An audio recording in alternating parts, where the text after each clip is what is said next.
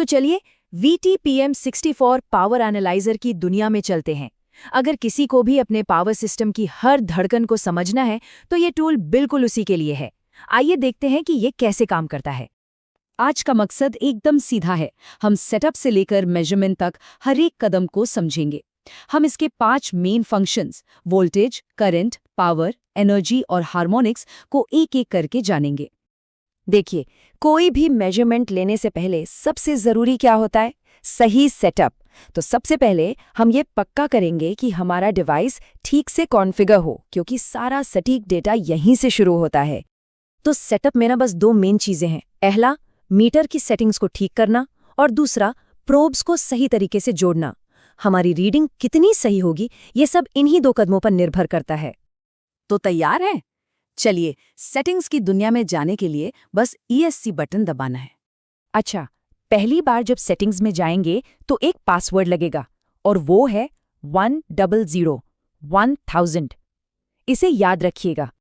अब आता है सबसे जरूरी काम, मीटर की सेटिंग्स को अपने सिस्टम के हिसाब से सेट करना। जैसे अगर आपका सिस्टम 3 फेज 4 वायर है तो वायरिंग मोड को 3PH4W पर सेट करें।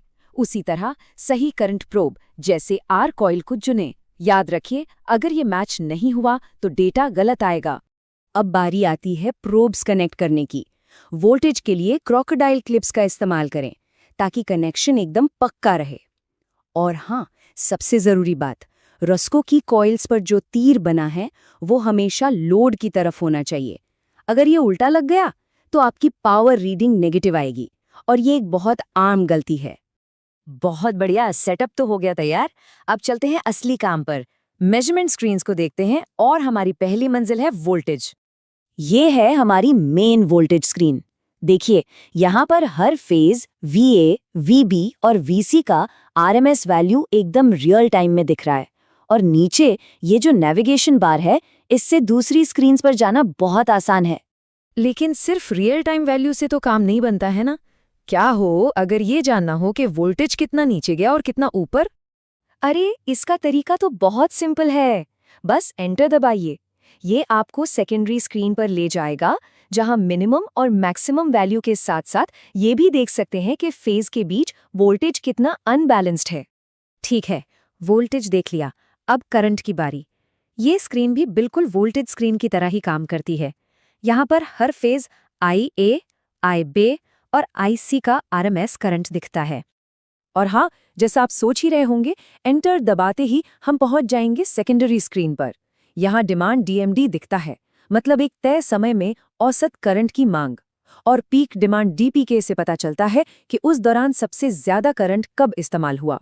तो हमने वोल्टेज और करंट को अलग-अलग तो देख लिया। अब चलिए इन दोनों को जोड़कर देखते हैं कि हमारा सिस्टम असल में कितनी पावर और एनर्जी खर्च कर रहा है। पावर स्क्रीन पर ये 4 जरूरी मीट्रिक्स मिलेंगे। P यानी एक्टिव पावर, जो असल में काम करती है। Q यानी रिएक्टिव पावर, जो मैग्नेटिक फील्ड के लिए जरूरी है।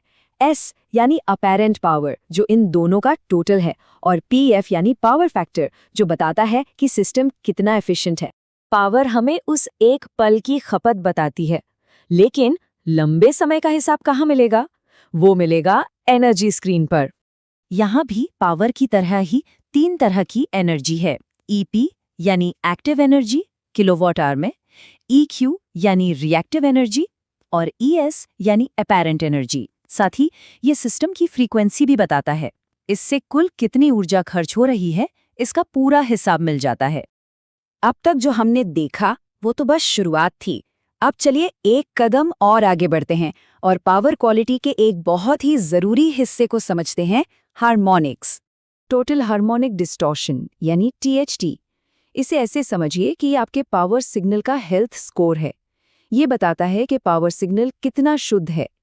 THD जितना ज्यादा होगा, पावर उतनी ही खराब होगी, जो आपके उपकरणों को नुकसान पहुंचा सकती है। अब जरा नेविगेशन बार पर VTHD और ITHD टैब्स को देखिए। ये न सिर्फ टोटल डिस्टॉर्शन दिखाते हैं, बल्कि इनसे ये भी पता चल जाता है कि आखिर कौन सा हार्मोनिक है जो प्रॉब्लम कर रहा है। और ये वाकई में कमाल की बात है। ये मीटर 51st हार्मोनिक तक का डेटा रियल टाइम में दिखा सकता है। मतलब आप पावर क्वालिटी की बहुत ही गहरी और डिटेल्ड चार्ज कर सकते हैं। तो ठीक है, हमने इस छोटे से डिवाइस के बड़े बड़े कारनामों को देख लिया है। चलिए फटाफट से एक बार दोहरा लेते हैं कि हमने क्या क्या सीखा।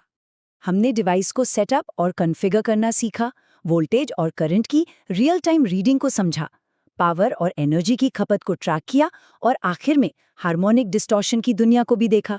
अब इस डिवाइस के मेन फंक्शंस को इस्तेमाल करने में कोई दिक्कत नहीं होगी। तो अब जब ये सारा डेटा हाथ में है तो असली सवाल ये नहीं है कि ये डिवाइस क्या कर सकता है। सवाल ये है, इसकी मदद से पावर सिस्टम के कौन से राज खुलने वाले हैं।